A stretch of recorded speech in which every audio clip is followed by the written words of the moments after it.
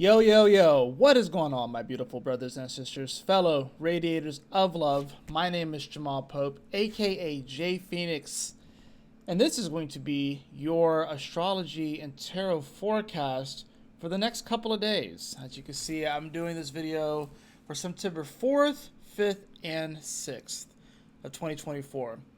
I am breaking up this week's cosmic convergence into 3 separate videos, and it's essentially just going to be a combination of that and the dailies, where I just combine them. Due to my schedule this week with my day job, it's going to be tough for me to get out a typical weekly astrology horoscope cosmic convergence style. So I am just going to essentially be doing it this way. So the dailies will be slightly longer because I'm going to be covering multiple days. But these will I'm gonna do one for Wednesday, Thursday, Friday. Then I'm gonna do one for the weekend, one Saturday and Sunday, and then I want to do Monday, Tuesday. So it'll be 3 videos that come out over the course of the next week. I'm doing this just to make it a little bit easier on myself. Admittedly, my work-life balance has been absolute garbage, but I still want to make sure that I bring to you guys my interpretations of the astrology and what's going on with the celestial bodies, and also of course pull cards because we do have a really important week. I just spent like the last 15 to 20 minutes trying to come up with an image even for this week and stuff, and I generated like 20 to 30 images. I had to like keep reshuffling things and trying to get it to work, and it wasn't quite coming to the way I want. I had a couple that were like decent, that were like pretty close, but wasn't quite what exactly I wanted. And I kind of feel like that's the overall theme of this whole week. So it's not going to go exactly the way that we want, and we gotta kind of make deal with what we gotta make do with what we have. So it's definitely going to be an interesting week. But if I had to say anything about this week, if I were to just introduce a little bit of the cosmic conversion style, it's going to be that week where we don't necessarily face off against the boss battle. But it's like the preparation for the first boss battle. And I was essentially trying to create an image of our characters, these two, going up against a sea dragon Leviathan. Now, that first boss battle is actually going to be the lunar eclipse that will be coming up in the middle of September. Then the next boss battle will be the new moon solar eclipse that will be happening. And then we also will see, I would say the last boss battle will be right before Pluto goes back into Aquarius. We're going to actually see it make an opposition to Mars, and the moon's going to be involved with this as well. So that's sort of the way that I see this kind of playing out and everything like that. But like I said, this video is going to cover Wednesday, September 4th, September 5th, Thursday, and then Friday, September 6th. So let's go ahead and hop into it. Let's go ahead and draw a couple of cards here. I do have the Empress card upright.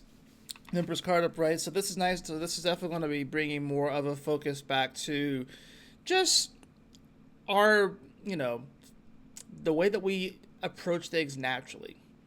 Something that's not really contrived, but it's approached naturally. It's about being as natural as possible, kind of getting back to basics in a way, feeling even connected more to nature too. This, of course, is the card of Venus. And Venus is, of course, here in Libra, but it is with the South Node, it is with Juno, it is with Black Moon Lilith. There's a lot of stuff going on where Venus is. So relationships right now are definitely at the forefront. Now, I also have the Two of Swords in reverse, so this is actually going to be releasing some very stuck energy, which can be good.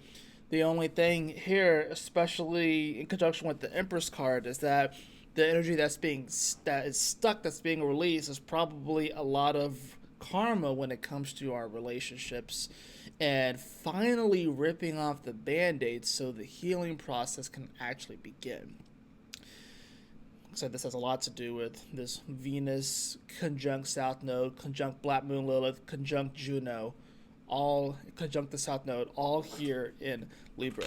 And we're going to start to feel a little bit more of the healing as the moon does make its way into Libra today and begin to conjunct this energy, right? So we're going to see, of course, here Wednesday morning, we're going to see that moon here at 27 degrees of Virgo.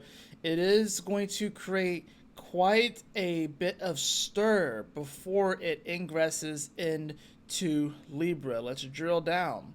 We have a grand Earth trine. The moon here in Virgo finishing up, trining over to Uranus retrograde in Taurus, and Pluto retrograde now in Capricorn is going to create this grand Earth trine. Yes, Pluto is within 2 degrees of Uranus and the moon, but because the moon moves so fast, it is definitely triggering this point. Whenever you get these grand Earth trines or grand trines in anything, it's definitely a great moment of healing. It's also it's like a massive portal, if you will, for kind of like for our evolution just in general. This moon in Virgo, of course, reacting and responding more to, our day-to-day reality, our work, our service, our health, different things of that nature, pets, if you will, the way that we organize things, the way that, the meticulous energy, the specific energy, those things are going to be activated, and we're going to be responding much more to those things, right? Now, Uranus and Taurus, of course, here is dealing with larger groups of people and technology and stuff, and also alliances in many ways. But then you have Pluto over here at Capricorn at the end of Capricorn, freshly ingressed back into the spot where we will see it be there for the next several months.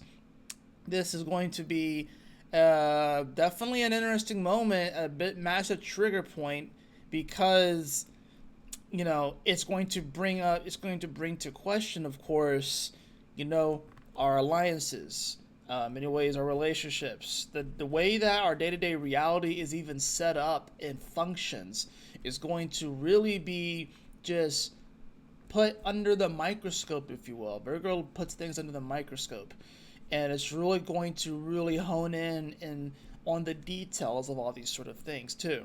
I think we just got recently, if we're talking about alliances, especially like Uranus and Taurus, that definitely deals more with like countries.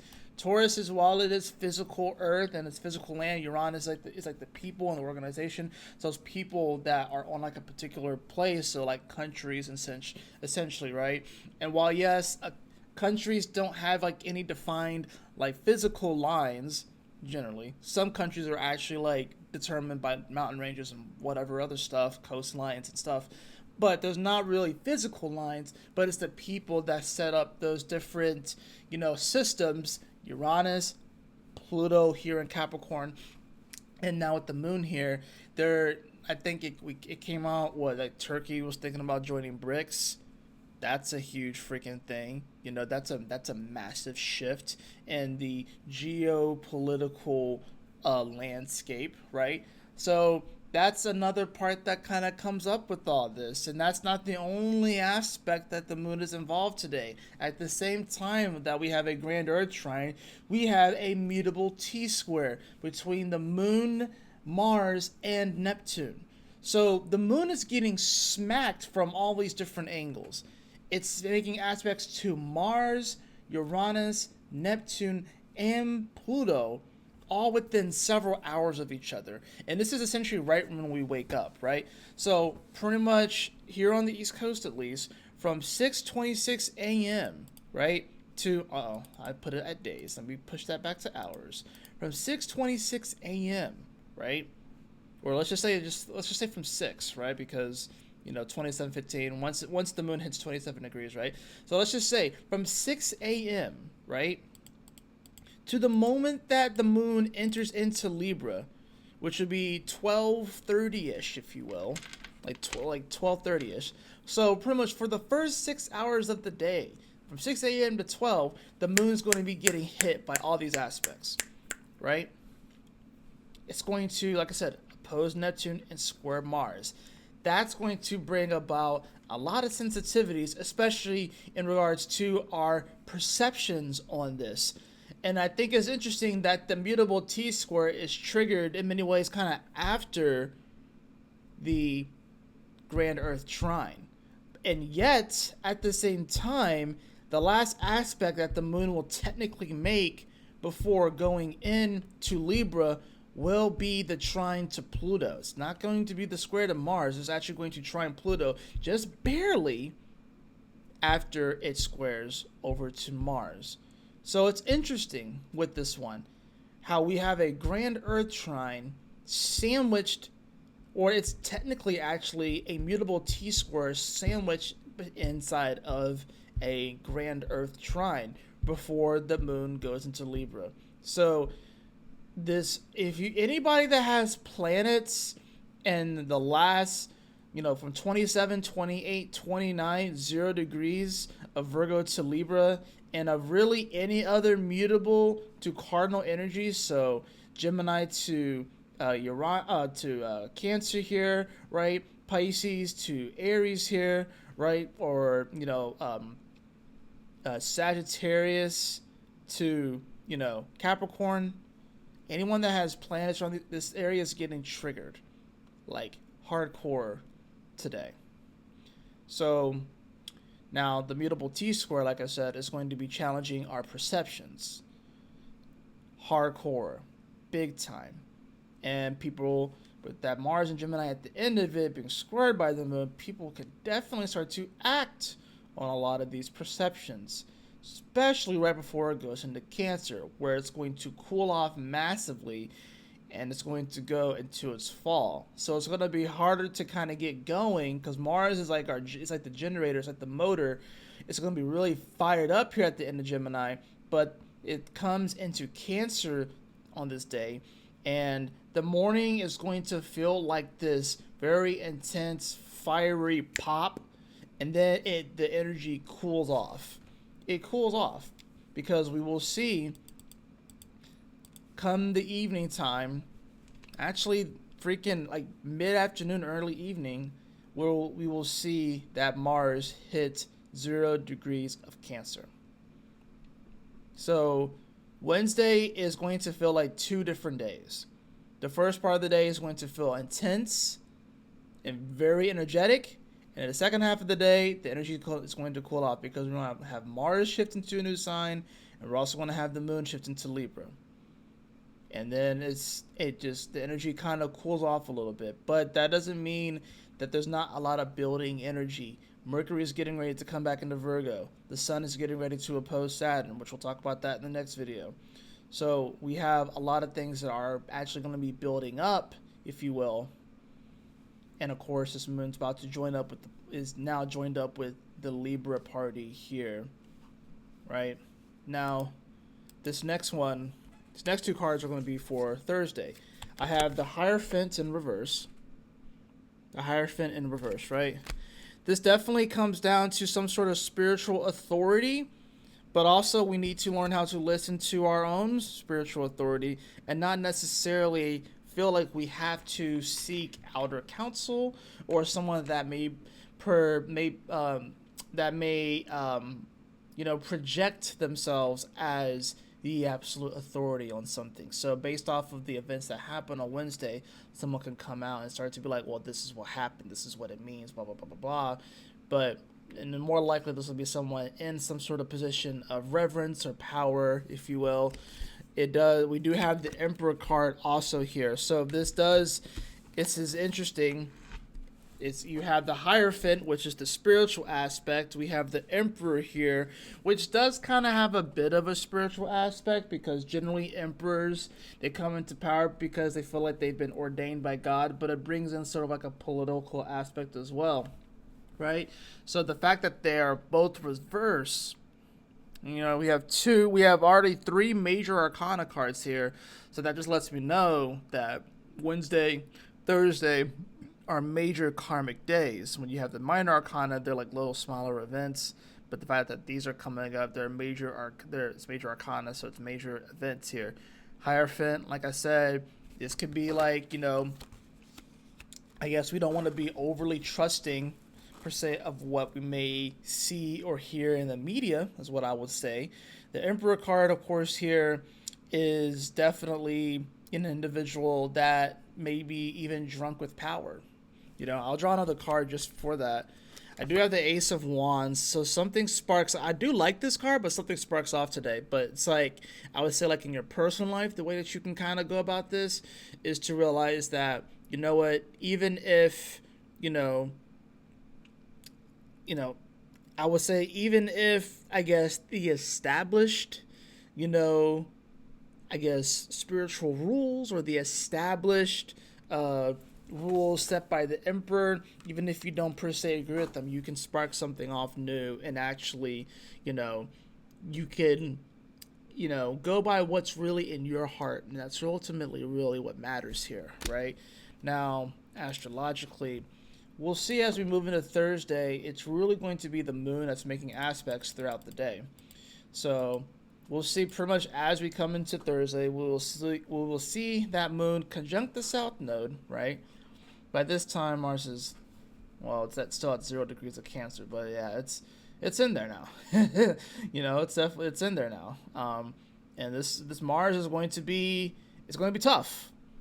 Mars Cancer is going to be tough. It is in its fall position here. It's harder for Mars to get going, or for people to really take action and really initiate things. They need to feel a lot more comfortable. And when we live in an uncomfortable world, we're going to start to see things slow down a little bit action-wise. But you're also going to see people most certainly wear their emotions on their face a lot more. Mars rules the head. So with it being in Cancer, it's going to be really hard for people to hide their emotions now. Like, people are going to, like, their emotions are going to come more front and center and stuff. But it's also going to be harder for people to take some action, especially to self-motivate or to be inspired by things. You know, it's going to take a little bit more effort, a lot more effort actually, with this Mars now in Cancer, because we got to think now too, this Mars is going to be getting, you know, wherever the moon is, it's going to be affecting this Mars, right? And the moon moves very, very quickly. So you're probably going to start to see people be a little bit flakier right now with this Mars in Cancer and the moon constantly shifting, and our motivations are going to like change from like, you know, one day we may be motivated more by, you know, when the Mars is here, like for example, Mars in Cancer, moon in Libra, we're going to be a little bit more motivated by our relationships.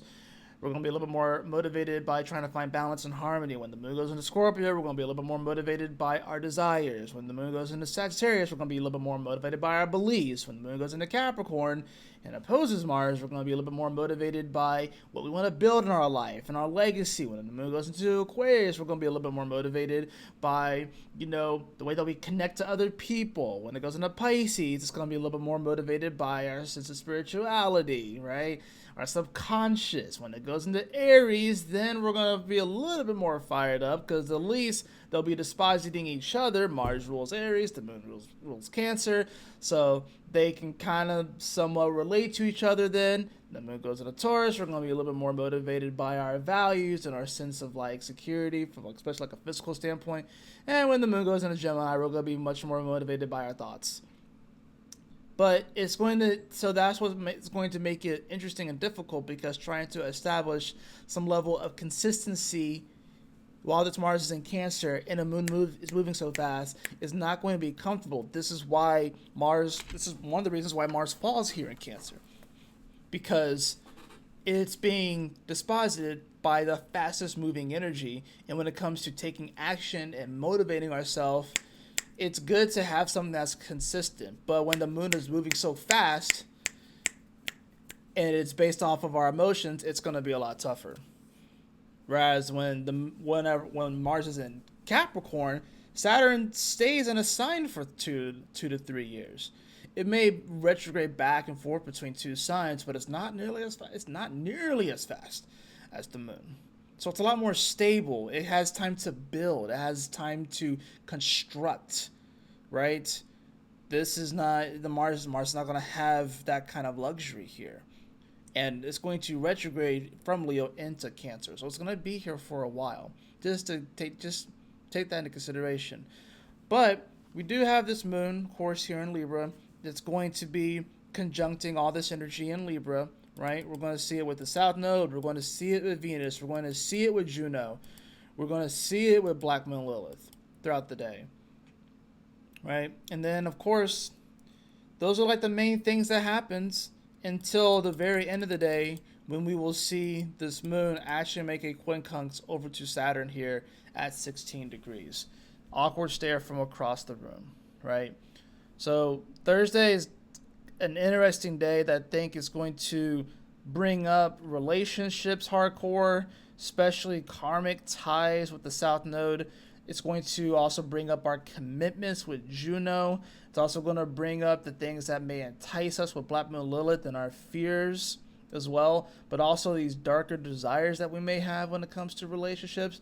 The moon is going to feed into all that, and then after it does all that, it makes that awkward square to not square quincunx to Saturn, where it's going to be sort of like, you know, it's kind of like that. It's kind of like those memes where it's like someone watches something that is funny, but then, you know, they try to not laugh, and then it just has like Jesus behind them, just like looks like, are you gonna laugh? Are you gonna laugh? Are you gonna laugh? And you're just like that's kind of what, you know, this energy is when the moon makes a quincunx over to Saturn. Except instead of the whole laughing thing, it's more so like, are you going to dabble in that again? Are you going to dabble in South Node Venus, Juno, Black Moon Lilith? Are you gonna dabble in that energy again? Because this right here is like a karmic connection, a karmic tie, something that may seem enticing and fun, but it's actually not going to be what you want it to be. You know, if you're single and ex, please just avoid exes. Please avoid exes. Please avoid exes. It's probably a little bit hard because it's the South Node here in Juno, so this might be someone that you might have gotten married to in the past life or was committed to in a past life. If you are in a relationship, there can definitely be some challenges that come up in relationships, especially like marriages and stuff like that. But I think these are things that you can be able to work through. And I think the quincunx over to Saturn is going to be like, hey, so long as you are remaining in spiritual integrity and you are committed to that person and, like, you know, it's a spiritual bond, you know, then you're good. You have nothing to worry about. There's always going to be challenges within relationships, you know, but so long as you maintain that commitment and that spiritual bond with that other individual, then you Gucci, you know. Certain things are going to feel awkward sometimes. Certain things are going to feel weird sometimes. It's not always going to be perfect, but, you know, you'll make it through this. So that's Thursday. And then we get to Friday. Card-wise, I had the King of Pentacles in reverse. King of Pentacles in reverse. And then I also have, Seven of Swords upright. Jeez. Okay. This King of Pentacles could be an individual, could be an earth sign, so you may be dealing with a Taurus, a Virgo, or a Capricorn today, but I really feel like this King of Pentacles, what it actually is someone giving you false promise. The reason why I feel like it's someone giving you false promise because the Seven of Swords is involved here. So they are duplicit, and they're not exactly who they say they are, because they may be just trying to rob you blind. Now, I'll draw another card. I got the Four of Cups in reverse. I got the Five of Cups in reverse, not the Four of Cups in reverse. So, yeah, I feel like, honestly, this is more so like something that's already happened. Because this card is in reverse, it's the crying over spilled milk card, but it's sort of like ruminating over something that has already come to pass, if you will. But I think this King of Pentacles is just gonna, maybe they show back up and it's like, okay, so you really are that way, you know. Like I said, the Seven of Swords is like kind of robbing you. I almost feel like they're robbing you from the front. You know what I mean? It's like they're trying to stab you from the front, trying to rob you from the front, and it's just sort of like you're kind of looking at them like, why are you fucking doing this? Like, this doesn't make any sense. Now, astrologically, moving into Friday, like I said, this is going to be another day where we're really just going to be seeing the moon make a lot of aspects. Although we will see Mercury also square Uranus. That'll be towards the end of the day. But this moon is going to oppose Chiron, right? It's going to oppose Chiron. It's going to sextile over to Mercury at 26 degrees, right? And it is also going to make a quincunx. So this is actually kind of an interesting one, that it actually triggers a yod, because it's going to quincunx Uranus and Neptune starting at 26, starting at that 27th degree, we'll see it make the quincunx to Uranus and also the quincunx over to Neptune. So this does form a nice little Yod finger of God moment pointing to this 27th degree of Libra. And I do think that that's pretty interesting, especially as it starts to square over to Pluto here, which will be early Saturday morning. But, I think this is just kind of taking things to that higher octave of Libra. Of course, this final, part of Libra, this final decan of Libra is ruled by Mercury. Of course, Mercury is over here in Leo, right? And it's moving a lot faster too. So this could be nice because this can definitely provide some nice solutions for us. But I think it's also one of those things where we have to be willing to, I think it's more so like we have to accept the solutions that God is providing us, because this is a finger of God, so these are like fated moments, right? We have to accept the solutions that God is giving us to bring more balance and stability and harmony into our life. It may not necessarily feel like it because the way that we're perceiving it with that Neptune and Pisces and the way that things are kind of reorganizing themselves with the Uranus and Taurus and stabilizing themselves, it seems chaotic and weird and different and maybe not exactly the way that we want. But it's almost sort of like this King of Pentacles in reverse is sort of almost like doing us a favor. It's like, okay, at least you're showing me your true colors, at least you're showing me who you really are. And the moon does oppose Chiron before this, which is going to be sort of like I said, that moment where it's like, especially when it comes to relationships, and I think it's interesting too because it's 2 + 2 is 4. 4 is Uranus energy. So there is an aspect of this day that will be almost liberating because it can if you allow it to, it can liberate you from a certain idea or perception that this situation or this thing has to go this way, that it has to go this way. It doesn't have to go this way, and there are solutions there. It may not necessarily be the solutions that we want or thought it was going to be, but there are solutions there, right? So we'll see that. And then, of course, going into Saturday, we will see that moon slip into Scorpio.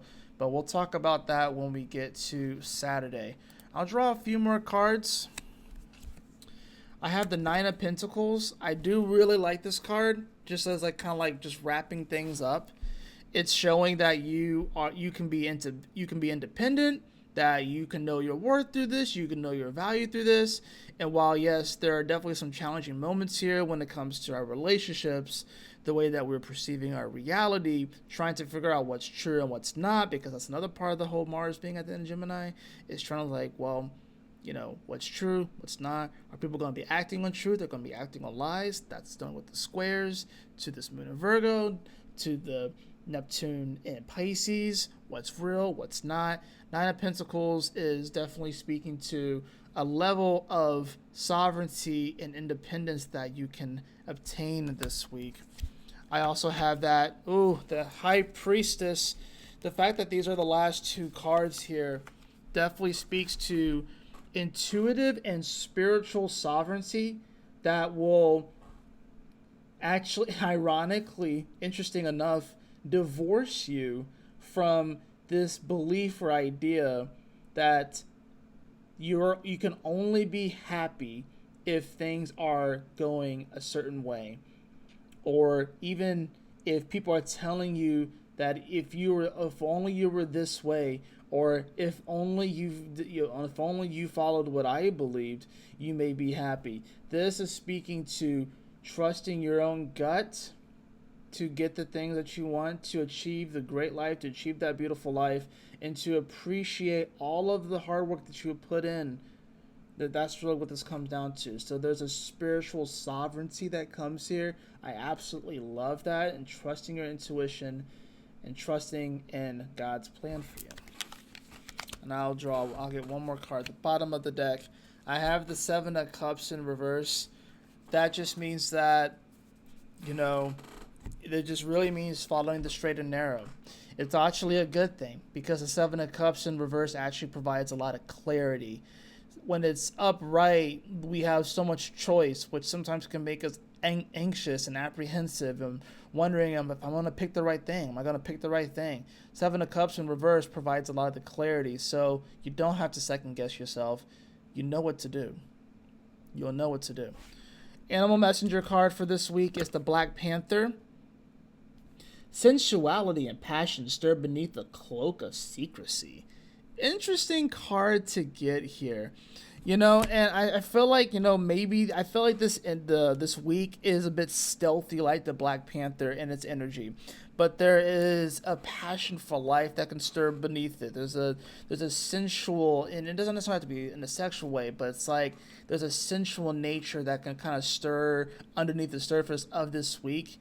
And, and I think it's that energy to where it's like, especially with this moon being in Libra this whole time as well, with Black Moon, Lilith, Venus, Juno, South Node, there's definitely going to be some enticement here, some tendencies, but it's about channeling that energy and knowing when to strike. The Black Panther can't just strike just because it's super hungry or whatever like that. It's gotta be able to strike when the time is correct. So don't be too jumpy this week. Try not to be too impulsive this week. We have to it's almost like you kind of have to keep the energy on the DL a little bit. I'm not gonna lie, but it's like take that passion, take that energy, take that power, and cultivate it and hone it until it is the time to strike, until it's the time to move. But this is it's kind of one of those things where it's like, kind of let things let them cook. You've heard that saying. It's like, let him cook. You got to let God cook this week. And then that's the main thing over these next 3 days is that, like, we may be so quick to try to jump the gun and try and predict what's going on, or try to be like, why is this happening, or why is it going this way and stuff like that. Why? Let God cook. Let God cook this week. If you get to a moment where you are questioning things and you're wondering why, just remember that. All right, I'm gonna let God cook. I'm gonna let God cook because He's cooking up. Like, God's cooking up something great here, and I'm going to trust in the plan. Because it's going to be a damn good meal, whatever God cooks up here. So that's going to do it for your extended tarot and astrology reading for the next several days, Wednesday, Thursday, and Friday. I trust that this message will assist you on your journey these next few days. Thank you for being patient with me through this week. And I'm probably honestly just in a bit of a transitionary period in general, trying to figure out how to maintain and build a better work-life balance that will have me to where I can perform the best in all the different avenues in different areas of my life. Because you guys deserve that. You guys deserve my best. And I want to give my best, and I want to just do the best that I can as a spiritual warrior of God, and do the best that I can here on this planet, and enjoy myself and help uplift the energy and uplift people and stuff like that, and speak the truth and all that good shit. So I thank you guys for your patience through all this, but I trust that this message will assist you on your journey over these next few days. I will see you all on the next tarot and astrology reading for the weekend. And oh boy, it's going to be a powerful weekend. Peace.